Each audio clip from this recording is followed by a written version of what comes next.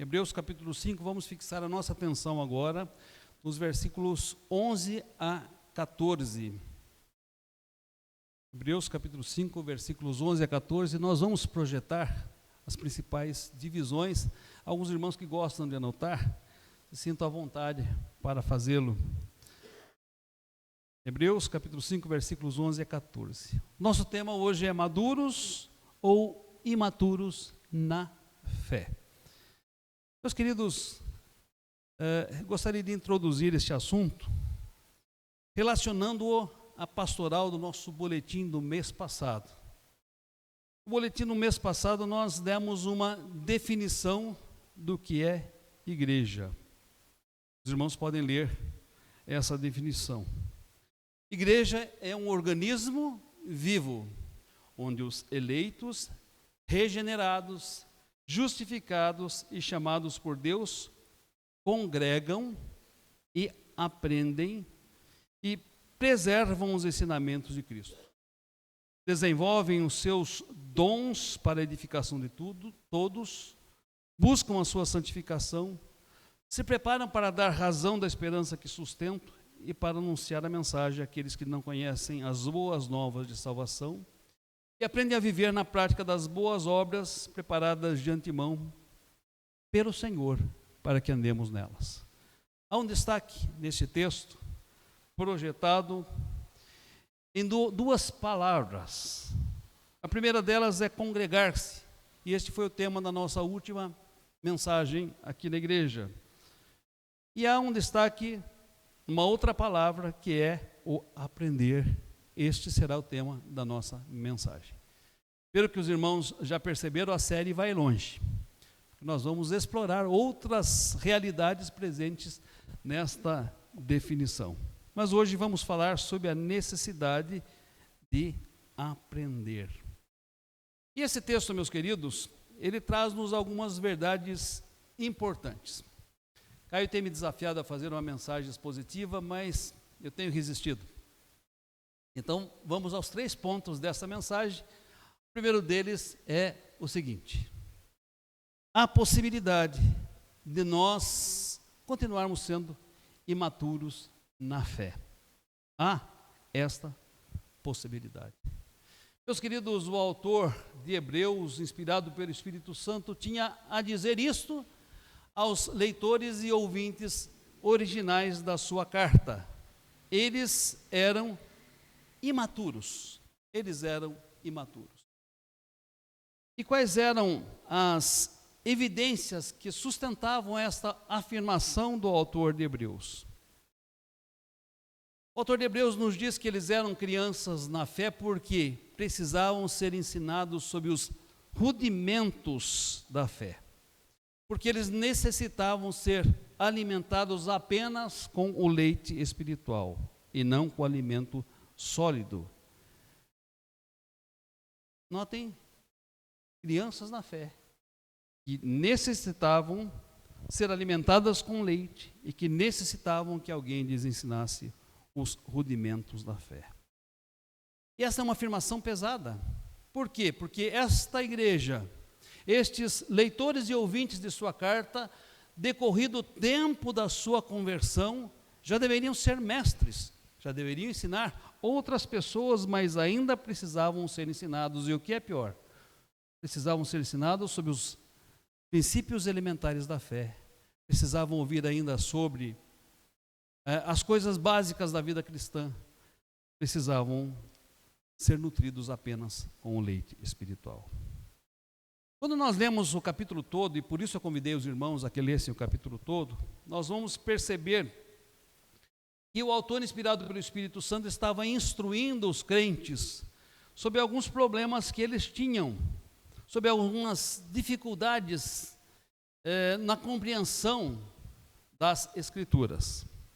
Notem, meus irmãos, que para os ouvintes originais, para os leitores originais desta carta, o templo, os sacerdotes e os sacrifícios do Antigo Testamento eram muito melhores, eram muito mais exuberantes e eram muito mais efetivos do que as cerimônias cristãs ensinadas no Novo Testamento. Eles eram certamente um povo saudosista das coisas da dispensação judaica e não compreendiam claramente a dispensação do Evangelho de Jesus Cristo. Nesse capítulo 5, ele vai demonstrar que o sacerdote de Jesus, ele não é inferior ao sacerdote ao sacerdócio do Antigo Testamento. Que o sacerdócio de Jesus não fica devendo ao sacerdócio do Antigo Testamento. Pelo contrário, que o sacerdócio de Jesus é superior ao sacerdócio araônico. E para isso, meus queridos, ele faz algumas afirmações sobre o sacerdócio araônico e depois compara esse sacerdócio araônico com o de Jesus. Acompanhe os irmãos comigo. Versículos 1 e 2 do capítulo 5.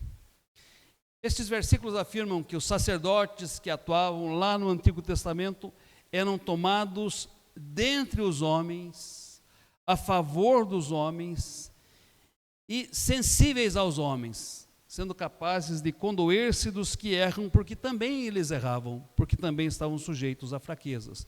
Versículos 1 e 2. A segunda afirmação que ele faz sobre o sacerdócio araônico é que esses sacerdotes deviam oferecer sacrifícios pelo povo e por si mesmos, porque eles compartilhavam da mesma natureza pecaminosa daqueles a quem representavam. Versículo 3. A terceira coisa, estes sacerdotes araônicos lá do Antigo Testamento eram chamados por Deus.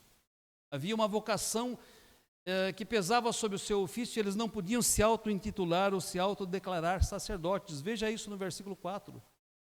Alguém, para ser sacerdote, lá no Antigo Testamento, tinha que ser levantado por Deus, chamado por Deus e ungido por Deus. Ele não podia se autodeclarar ou se auto-intitular sacerdote. Versículo 4. Notem que tudo isso teve o seu lugar, tudo isso teve a sua importância e tudo isso foi divinamente ordenado. Mas é importante declarar, tudo isso teve um tempo de duração determinado por Deus. Tudo isso teve um tempo de duração determinado por Deus.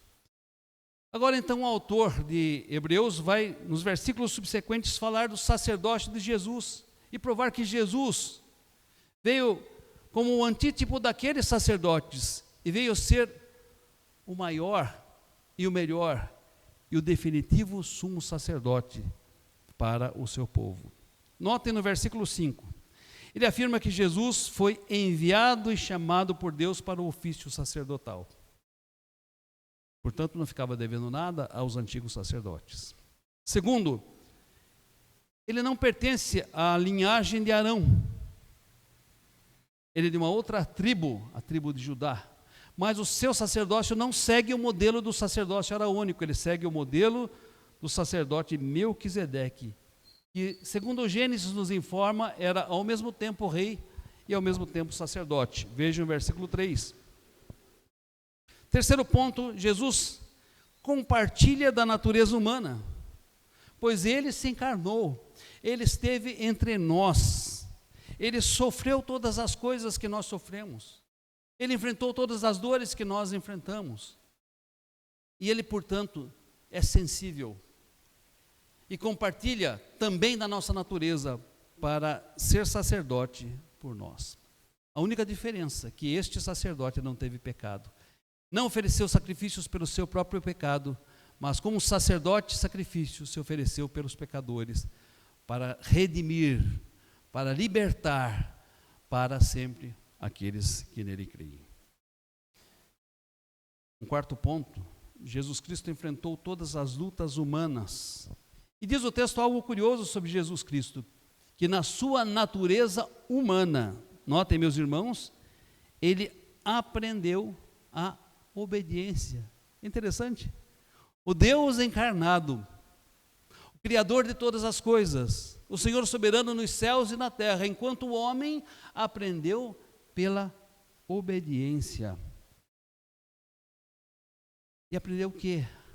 Aprendeu a enfrentar as dores que nós enfrentamos, os sofrimentos que nós enfrentamos, as perdas que nós enfrentamos, as lutas que nós enfrentamos, as tentações que nós enfrentamos, a resistência ao diabo que nós enfrentamos, ele aprendeu. E, portanto, é poderoso para ser o nosso único e suficiente mediador. E em quinto lugar, versículos 8 e 10, ele é ao mesmo tempo o sacerdote, o sacrifício e o autor da salvação. Mas note, meus amados, que para o autor de Hebreus, essa dúvida que eles tinham, será que o sacerdócio de Cristo é tão bom quanto o sacerdócio araônico? Será que Cristo é um sacerdote tão capaz de nos compreender como eram os sacerdotes araônicos? Será que o templo, a revelação, os sacerdotes, os sacrifícios do Antigo Testamento não são melhores do que o de Cristo? Todas estas dúvidas para o autor de Hebreus são considerados rudimentos da fé. Ele diz, vocês já deviam saber disso. Por que vocês estão em dúvida quanto a isso? Olha, tudo teve o seu tempo determinado por Deus.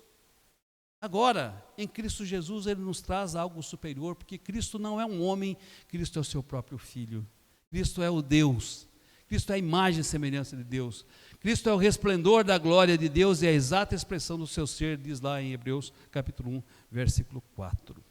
Ora, eles precisavam que alguém lhes ensinasse os rudimentos da fé. Agora, como isso se aplica à minha vida e à sua vida? Talvez você esteja se perguntando isso. Bem, não temos sacerdotes mais, essa não é a nossa dúvida. Porque estamos ouvindo essa mensagem. Nós não duvidamos que Cristo é nosso sacerdote. Alguém duvida? Não duvidamos que Cristo seja o nosso mediador. Alguém duvida? Não acreditamos que o Antigo Testamento teve o seu lugar, a sua importância, e ainda tem o seu lugar, a sua importância, mas que há coisas que haviam no Antigo Testamento e não tem mais no Novo. Então, eu acredito que essa não seja a nossa dúvida. Então, em que esse texto se aplica? Você olhando para esse texto, deve se perguntar, o que indica nesse texto que nós somos crianças ou adultos na fé? E aqui a mensagem se aplica a nós. O que indica que eu, pastor Gerson Trevisan, sou uma criança ou sou um adulto na fé? O que me indica que sou imaturo ou sou maduro na fé? Notem que o próprio texto vai nos dar respostas. Primeiro, a necessidade ou não de sermos ensinados sobre os rudimentos da fé. Segundo, a capacidade de discernir entre o bem e o mal, versículo 14. Se eu preciso que alguém me ensine ainda os princípios elementares da fé, e se eu não tenho capacidade de discernir entre o bem e o mal, eu não me desenvolvi, eu sou uma criança, eu sou imaturo. Mas aí talvez você possa perguntando, pastor, e o que são para nós estes princípios elementares da fé, ou rudimentares da fé? Para os judeus era a questão do sacerdócio, e para nós, o que são esses princípios elementares da fé? Meus amados, se decorrido algum tempo desde o meu encontro com Jesus, como o meu único e suficiente Salvador, eu preciso que alguém ainda insista comigo que eu devo ler a Bíblia e que eu devo orar. Eu sou criança na fé. Se alguém, meus amados, decorrido o tempo da minha salvação, precisa ainda me ensinar, me exortar a amar a Deus sobre todas as coisas e amar o próximo como a mim mesmo, eu sou imaturo na fé. Se alguém ainda, decorrido o tempo da minha conversão, precisa me convencer a me envolver na obra de Deus, eu sou ainda uma criança na fé.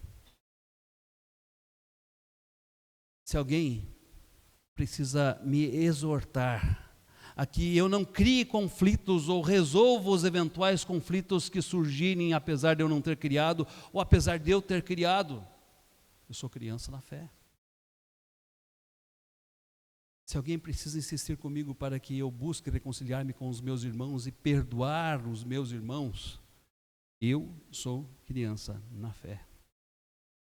Se alguém precisa exortar para que eu desenvolva e promova a unidade no corpo de Cristo, eu sou criança na fé. Se eu me deixo melindrar por qualquer coisa, evitando a distância ser admoestado, exortado, corrigido ou disciplinado, eu sou criança na fé. Se é preciso que o pastor ou algum presbítero esteja me dizendo com quem devo me relacionar, com quem devo me envolver, que roupa eu devo ou não usar, se devo ou não prestar atenção na mensagem que está sendo pregada, é possível que eu seja imaturo ou uma criança na fé. Notem, meus irmãos, que essa lista não se esgota aqui. Mas é preciso que nós, diante dessa pequena lista, vejamos se somos ou não maduros espiritualmente. Se somos ou não crianças na fé.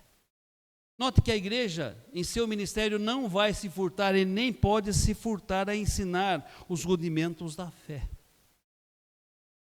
O autor de Hebreus lamentava o fato de precisar ensinar aos judeus os rudimentos da fé, mas ele os ensinava. Nenhuma igreja, nenhum ministério, nenhum pastor, nenhuma escola dominical vai se furtar a ensinar alguém sobre os rudimentos da fé, se forem necessários. Mas notem, meus amados, esse não é o caminho normal e natural para os nascidos de novo. Os nascidos de novo devem, como crianças recém-nascidas, desejar o genuíno leite espiritual, para que por ele seja dado crescimento para a salvação. Mas à medida que se cresce, o genuíno leite espiritual vai sendo deixado de lado e a necessidade de um alimento mais consistente, mais sólido, um alimento que seja melhor. A minha vereda é a sua vereda, e esse é o caminho natural de Deus para nós. Deve ser como a luz da manhã, que vai brilhando, brilhando, brilhando a cada vez mais, até se tornar um dia perfeito. Segundo ponto, e aí então vem a necessidade de ser maduro na fé. Vou aproveitar que a moto está passando e vou beber água. Já passou, mas eu vou beber água do mesmo jeito. Segundo ponto, amados, a necessidade de ser maduro na fé. O autor de Hebreus diz: queridos, decorrido o tempo do encontro que vocês tiveram com Jesus, decorrido o tempo da conversão, vocês já deveriam ser mestres. Notem, já deveriam ser mestres.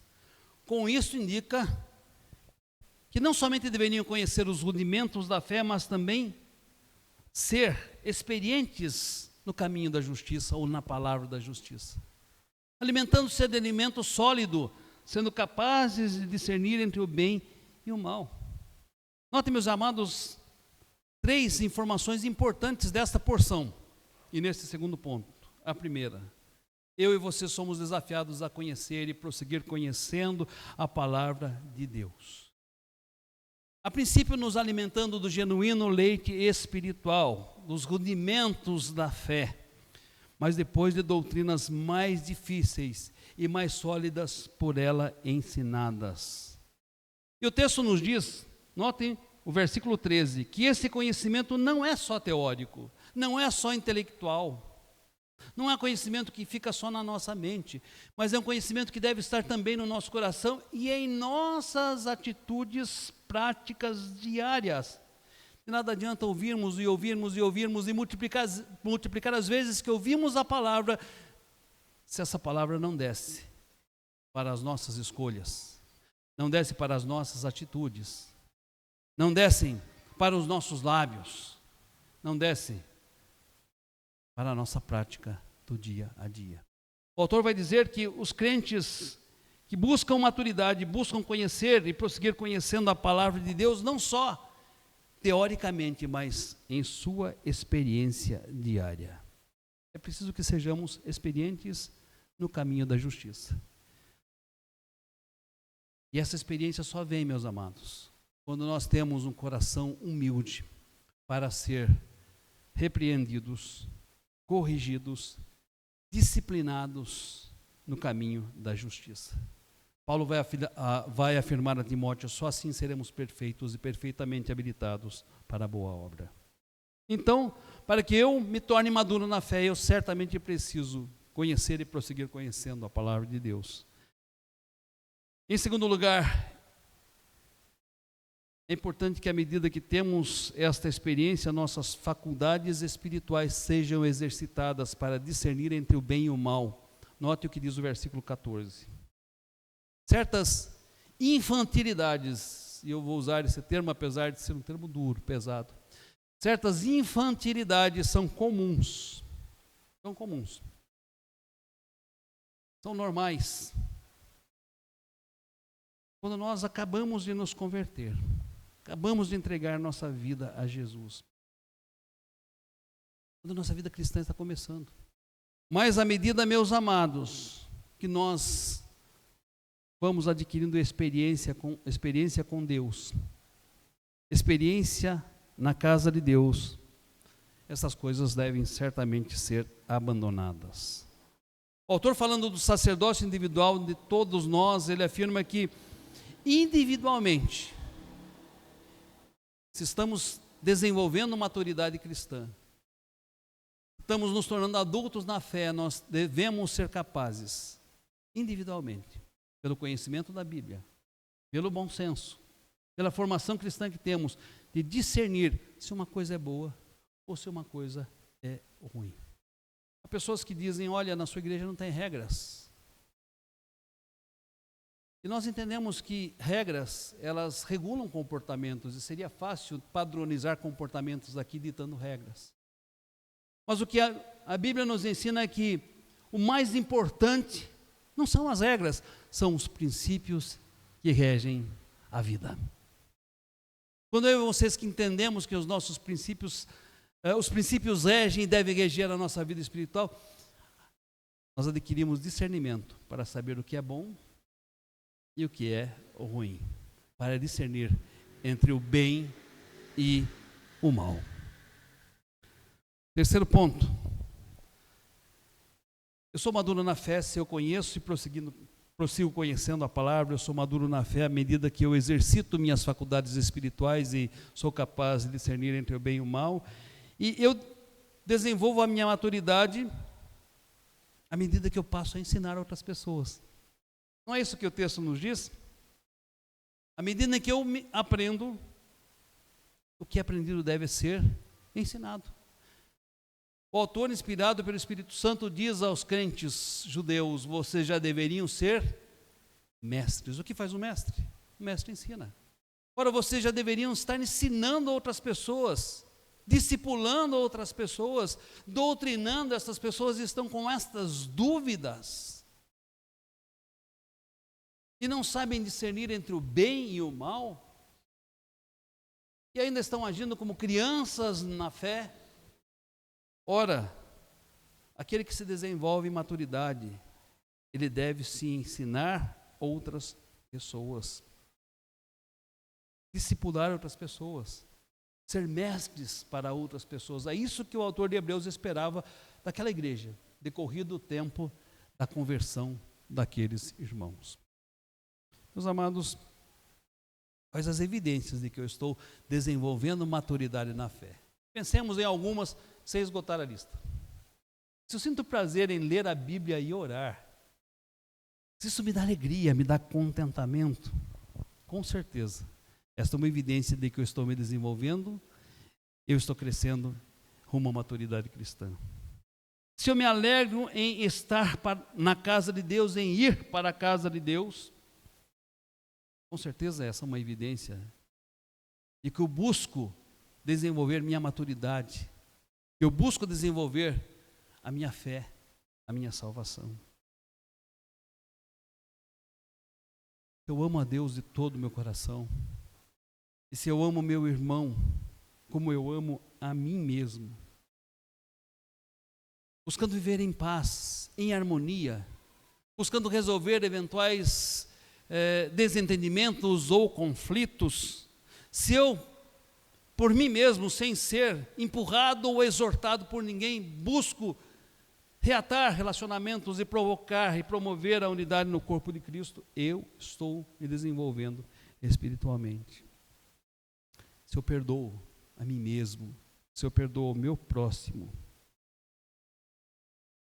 perdoar, eu perdoo e tenho o coração pronto para isso, é um sinal de que eu estou me desenvolvendo espiritualmente. Vou inventar duas palavras aqui. Eu sou, meus amados, imelindrável e se eu sou inescandalizável, isso é um sinal de que eu estou desenvolvendo a minha vida cristã, a minha espiritualidade corretamente. Se eu desejo ser admoestado, corrigido, e se eu digo, olha, eu quero que você seja o meu mentor, eu quero que você me aponte coisas que são necessárias, que você tenha a liberdade de me corrigir, de me disciplinar, isso é evidência de que eu estou no caminho da maturidade.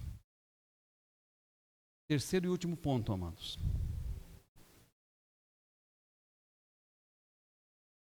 É complicado beber água, porque aí a gente fica precisando beber água o tempo todo, né? Eu fico com dó dos irmãos, porque só eu estou bebendo, os irmãos não. Mas só eu estou falando também, os irmãos estão ouvindo, então.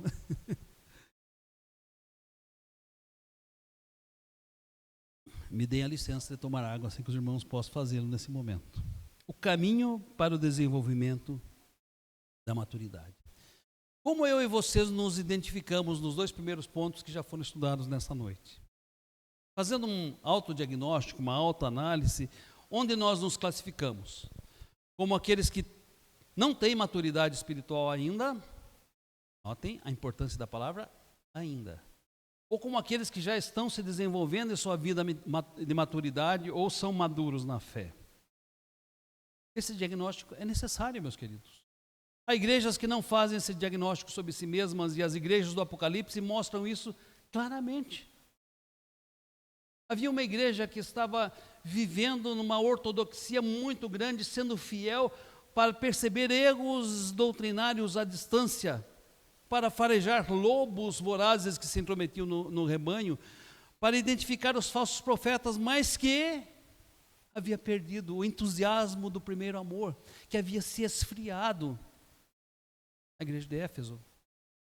Havia uma igreja que então se achava rica, próspera, abundante, sem se sentir falta de coisa alguma. E uma igreja que aos olhos do Espírito Santo era pobre, miserável e nua. É preciso que o Espírito Santo abra nossa mente, ilumine a nossa mente para que entendermos onde nós estamos, em que aspecto nós nos enquadramos daquilo que esse texto nos demonstrou. Se não fizermos isto, tarefa de casa, devemos fazer isso essa semana. Se não fizermos isto, devemos nos perguntar, onde é que eu estou como nascido de novo, decorrido o tempo da minha conversão? Como eu me enquadro, como criança ou como adulto, na minha vida espiritual? A porção das escrituras que nós lemos, meus amados, além de identificar esses dois estados que são possíveis para nós cristãos, ela indica, notem bem, a razão pela qual acontece. Não sei se os irmãos perceberam isso no texto. Qual é a razão que faz com que nós, decorrido o tempo da nossa conversão, ainda sejamos crianças na fé? Qual é a razão? Olhe para o texto. Tentem descobrir no texto qual é a razão. Lá no versículo 11, nós temos a resposta. A esse respeito, eu tenho muitas coisas difíceis coisas que dizer e difíceis de explicar. Porquanto vocês têm se tornado tardios em ouvir. Por que é que muitas pessoas não se desenvolvem espiritualmente, não caminham rumo à maturidade cristã? Porque têm se tornado tardios em ouvir. Tardios em ouvir. Vamos entender isso. Será que os crentes tinham uma deficiência auditiva? Qual era o problema? Meus amados, certamente eles não tinham uma deficiência auditiva. E se tivesse, eles podiam ler a carta, né? Qual era o problema? Era uma audição seletiva. Guardem esse termo. Uma audição seletiva. Eles ouviam e guardavam apenas o que queriam guardar. Eles ouviam e guardavam apenas aquilo que lhes era conveniente. Eles ouviam e apenas obedeciam aquilo que não exigia mudança nenhuma na sua vida. Eles eram seletivos em relação ao que ouvir. Eles valorizavam, por exemplo, muito a revelação do Antigo Testamento, valorizavam muito o sistema de sacerdotes do Antigo Testamento, os sacrifícios do Antigo Testamento, a majestade do templo no Antigo Testamento, mas esqueciam do Deus que estava revelando um novo começo através de Cristo, e através dele como o maior sacerdote, através dele como o melhor sacrifício e através dele como a revelação de Deus. Note que é por isso que o livro de Hebreus começa lá no capítulo 1. Havendo Deus outrora falado muitas vezes, de muitas maneiras, aos nossos pais pelos profetas, nesses últimos dias nos falou através de Jesus. Ele é a exata expressão do ser de Deus. Ele é a exata expressão do ser de Deus. Ou seja, eles estavam apegados a um passado, a um saudosismo sem sentido. Não conseguiam perceber as maravilhas que estavam sendo descortinadas aos seus olhos, tardios em ouvir. E essa seletividade era uma particularidade daquela igreja? Não. Essa seletividade tem sido a característica de todas as igrejas que têm deixado esfriar o seu primeiro amor, que têm acreditado que são ricas, prósperas, que são maravilhosas, mas são pobres, miseráveis, cegas e nuas. Essa tem sido a igreja de muitas características, a característica de muitas igrejas que têm apostatado da fé e dos ensinamentos da palavra de Deus. Mas pode ser a minha característica e a sua também. Os irmãos já observaram o que nos faz pecar? É a nossa natureza pecaminosa. E tem gente que diz, não, a culpa é só do diabo. Mas eu pergunto, ainda que a nossa natureza pecaminosa e a ação do diabo estejam presentes quando nós pecamos porque não temos conhecimento? É a falta de conhecimento que nos faz pecar? Poxa vida, eu pequei por ignorância, eu não sabia. Por que nós pecamos? Por ignorância? Pecamos sem querer. As crianças pequenas dizem para a mãe, né, quando fazem algo errado para o irmão, não foi sem querer. Foi sem querer. Será que quando nós pecamos, nós falamos para Deus, foi sem querer? Há um meme muito engraçado de uma menininha, diz, o meu cérebro não me obedece. Será que é por isso que nós pecamos? Meus amados, ninguém, mesmo que tenha se convertido muito recentemente, pode afirmar isso. Nós pecamos porque escolhemos dar ouvidos à voz dos nossos desejos, das nossas vontades, dos nossos apetites, das nossas paixões. Nós pecamos porque resolvemos ceder às pressões que há no mundo e que nos convidam o tempo inteiro a fazer o que é errado. Nós pecamos porque não resistimos ao diabo. Ele é um adversário, não é o leão, porque o leão da tribo de Judá é Jesus. Mas ele anda como um leão ao nosso redor procurando quem tragar. Mas, amados, nós pecamos quando nós deixamos de resistir ao diabo. Porque se resistirmos ao diabo, ele fugirá de nós. Como nos blindarmos contra tudo isso? Como nos blindarmos? Tomar a decisão de ouvir.